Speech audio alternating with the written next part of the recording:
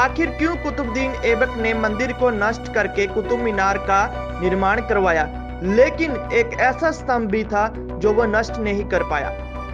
आखिर क्यों एक ऐसा दरवाजा भी है जो ताजमहल के अंदर है जिसे खोलना मना कर दिया है सरकार ने भी। एक ऐसा देश भी है जहां पर सांपों की पूजा की जाती है, और एक ऐसा देश भी है जहां पर शाम होते ही चिड़िया और पक्षी आदि सब मर जाते हैं।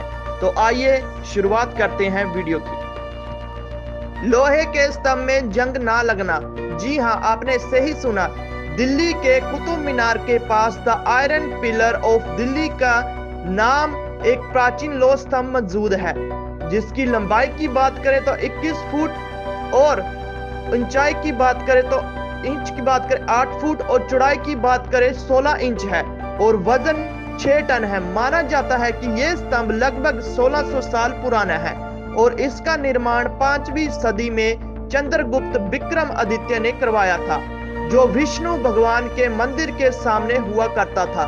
लेकिन 13वीं सदी में कुतुबुद्दीन ऐबक ने मंदिर को नष्ट करके कुतुब मीनार का निर्माण करवाया, लेकिन स्तंभ को नष्ट नहीं किया। आज के समय में दिल्ली के इस लोह स्तंभ के बनावट ने विशेषज्ञों को अभी तक हैरान करके रखा है, क्योंकि यह 1600 सालों से खुले और आसमान में मौजूद है, और इतने सालों से बारिश और नमी को झेलता आ रहा है, लेकिन फिर भी इस स्तंभ में थोड़ा भी जंग नहीं लगा है। विशेषज्ञ कई सालों से इस स्तंभ में जंग न लगने के कारण का पता लगाने की कोशिश करते आ रहे हैं, ताकि भविष्य में ऐसा लोहा तैयार किया जा सके जिसमें जंग ना लगे, लेकिन विशेषज्ञ इसमें आज तक सफल नहीं हो पाए हैं, और इस लोहे के स्तंभ में जंग ना लगने का कारण अभी भी रहस्यमय बना हुआ है। भारत की सबसे बड़ी शान ताजमहल अपने अंदर बहुत से रहस्यों को लिए बैठा है, जिनमें से एक रहस्य है ताजमहल के नीचे का कमरा।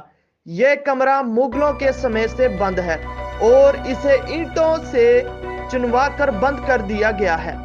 इसके पीछे भी बहुत सी कहानियां हैं, जैसे कि कुछ लोगों का मानना है कि शाहजहां की सबसे मनपसंद पत्नी मुमताज जब 14वें बच्चे को जन्म देने के दौरान मर गई थी, तो उनकी कब्र को ताजमहल के नीचे ही दफना दिया गया था, और उसके बाद हमेशा के लिए बंद कर दिया गया था।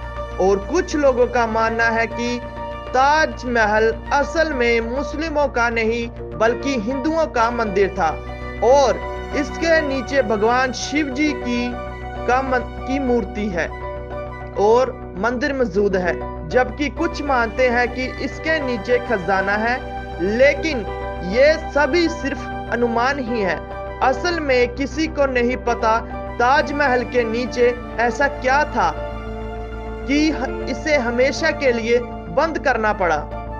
भारत एक धार्मिक देश है जहां बहुत से देवी देवताओं को पूजने के साथ ही बहुत से जानवरों और जीवों की भी पूजा की जाती है, जिनमें से सांप भी एक मुख्य जीव है। सांप को पूरे भारत में पूजा जाता है, और नाग पंचमी का त्योहार ही सांपों की पूजा के लिए होता है। पर सांप एक ऐसा जीव है जिनकी पूजा की जाने के बावजूद भी लोग इनसे दूरी बनाए रखना ही पसंद करते हैं, क्योंकि यह एक जहरीला जीव है जिसके एक बार काटने से ही इंसान की मौत हो सकती है। लेकिन महाराष्ट्र में शेतफल नाम का एक गांव मौजूद है, जहां के लोग सांपों से बिल्कुल नहीं डरते, और सांपों को दूर भगाने की बजाय यहाँ के लोग घर बनवाते समय घर में एक सुराख रखते हैं, जिससे सांप उनके घर के अंदर आ सके, क्योंकि यहाँ सांपों को पवित्र और शुभ माना जाता है। यहाँ के लोग सांपों के साथ रहना पसंद करते हैं, और यहाँ आम बात है, यहाँ जगह जगह कोबरा जैसे जहरीले सांप दिखना आम बात है।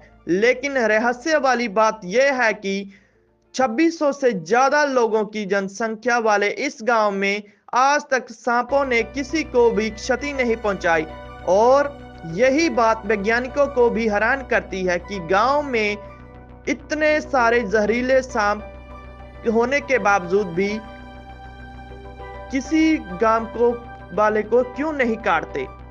असम के दीमा हासायो में जातिंगा नाम का एक छोटा सा गांव है जो बहुत ही खूबसूरत है, लेकिन इस छोटे से गांव में एक ऐसा रहस्य छिपा है जिसने वैज्ञानिकों को भी हैरान करके रखा है। मानसून के मौसम में खासकर सितंबर और अक्टूबर के समय जब बहुत सी प्रजातियों के पक्षी प्रवास कर रहे होते हैं, लेकिन इस गांव से गुजरते ही झुंड के बहुत से पक्षी यहां पर आकर पेड़, बिजली के खंभों या घरों में टकराकर मर जाते हैं। मरने वाले पक्षी सिर्फ एक ही प्रजाति के नहीं होते हैं, बल्कि प्रवास करने वाले लगभग सभी पक्षी यहां आकर अपनी जान गंवा बैठते हैं। और इससे भी ज्यादा चौंकाने वाली बात यह है कि यह घटना शाम के 6 बजे से 9 बजे के बीच होती है।